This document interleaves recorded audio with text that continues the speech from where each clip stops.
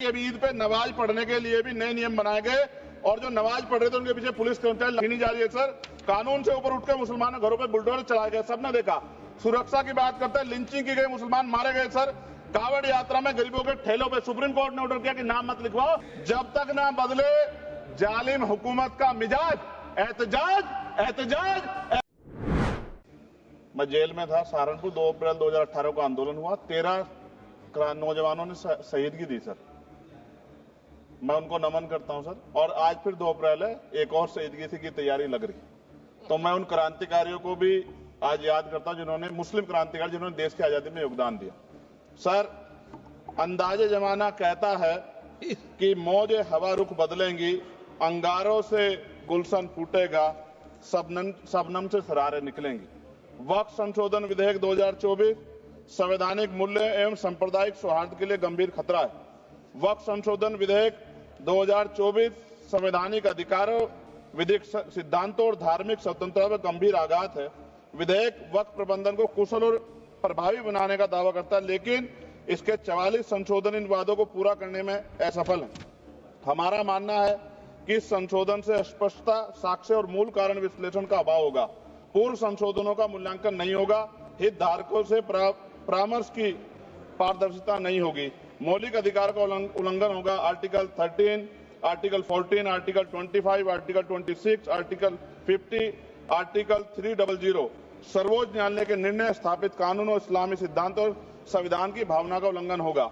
असत्य वादे बनाम वास्तविक प्रभाव, विधेयक सुधार और सशक्तिकरण का दावा करता है, लेकिन वास्तव में धार्मिक संपत्तियों के पुनः वर्गीकरण, जब्ती का प्रावधान संशोधन 39A, ऐतिहासिक मस्जिदों, कब्रिस्तानों को सरकारी संपत्ति घोषित करना, जिससे सांप्रदायिक तनाव पैदा हो सकता है। जिलाधिकारियों को अत्यधिक अधिकार प्राप्त करना, संशोधन 4B।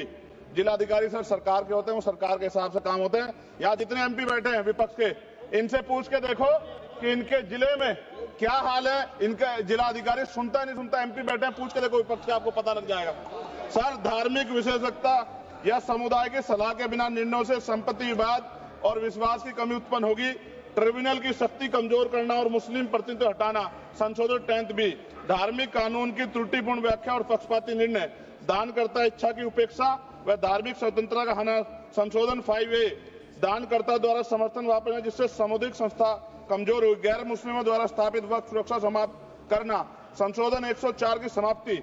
अंतर धार्मिक सौहार्द प्रभावित होगा। सर, सदियों पुरानी धार्मिक संपत्तियों पर सीमा अधिनियम लागू करना, संशोधन 27B।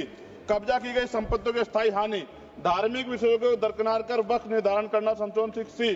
धार्मिक ज्ञान के अभाव में संपत्तियों गलत वर्गीकरण, पंजीकृत वक्फ घोषणाओं को अपराध घोषित करना, संशोधन 312। भय के माहौल में धार्मिक दान में गिरावट, मनमाने सर्वेक्षण को और वर्गीकरण की अनुमति देना, संशोधन 8A। धन्यवाद वकील साहब। सर, अभी पूरा दो जाने दो। सारी धाराएं पढ़ दोगे आप तो? सर, 2 मिनट में खत्म करूंगा और ये इंपॉर्टेंट है सर, मौका दीजिए सर। बिना जवाबदेही के बड़े पैमाने पर वक्फ संपत्तियों का पुनः वर्गीकरण, प्रशासनिक भ्रम और प्रभावशीलता को नुकसान पहुंचाना, संशोधन 12D। कानूनी विवादों और कुप्रबंधन को वक्फ बोर्डों की विश्वसनीयता का नुकसान, अस्पष्ट आधारों पर राज्य द्वारा वक्फ बोर्ड को भंग करने का अधिकार, संशोधन 3C। राज्य के व्यापक विरोध प्रदर्शन, धार्मिक लक्ष्य का लक्ष्य, सार्वजनिक हित के नाम पर वक्फ प्रशासन पर पूर्ण नियंत्रण, संशोधन 37C2। व्यापक स्तर पर अशांति विरोध प्रदर्शन, कानून व्यवस्था की गंभीर स्थिति। सर, सरकार के उद्देश्य से नजर आता है मुस्लिम समुदाय के योगदानों पर नियंत्रण स्थापित करना, मुसलमानों को उनकी वक्फ संपत्ति वंचित करना, वक्फ स्थापित करने का अधिकार प्रतिबंध लगाना, वाकिफ और मुतवल्ली की इस्लामी परिवर्तन करना। इस विधेयक को वर्तमान रूप से स्वीकार करें और समावेशी परामर्श, कानून स्पष्टता, संवैधानिक धार्मिक सुरक्षा सुनिश्चित करें। सर, ये तो बिल पे था सर, क्योंकि आप कहते हैं बिल पे बोलना चाहिए 2 दिन नहीं, लेकिन सर मैं सुबह से सुन रहा हूं सर 2-3 चीजें बोलूंगा सर। जो विद्वान सरकार मुसलमानों की कितनी हितैषी है सर, कुछ कह रहे हैं क्या? जो विद्वान होता है वो बिल पे बोलता है। सर, बस खत्म कर रहा हूं। सरकार कितनी हितैषी है सर? केंद्रीय मंत्रिमंडल में एक भी मुस्लिम मंत्री नहीं है। सच तो यह है कि अभी ईद पे नमाज पढ़ने के लिए भी नए नियम बनाए गए और जो नमाज पढ़ रहे थे उनके पीछे पुलिस कर्मचारी लाठी लेकर खड़ा था, मैंने खुद देखा सर। अगर सरकार इतनी देर सच्चर कमेटी की रिपोर्ट पर चर्चा कराएगी, बिल्किस बानो के आरोपियों का जेल से बाहर आने के बाद स्वागत किया गया सर। मुसलमानों की जमीन की बात है, SC/ST की जो जमीन है वो छीनी जा रही है सर। कानून से ऊपर उठकर मुसलमानों घरों पर बुलडोजर चलाए गए, सबने देखा। सुरक्षा की बात करते हैं, लिंचिंग की गई, मुसलमान मारे गए सर। कावड़ यात्रा में गरीबों के ठेलों पे सुप्रीम कोर्ट ने ऑर्डर किया कि नाम मत लिखवाओ, देश को मत तोड़ो।